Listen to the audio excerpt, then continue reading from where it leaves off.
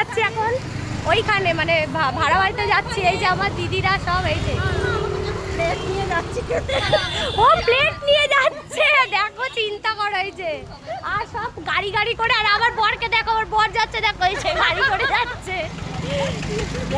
এই যে আমরা এতক্ষণ বাড়িতে হুজ্জতি করলাম, আমাদের পোষালো না, আমরা এখন এইখানে যাচ্ছি, দেখো না।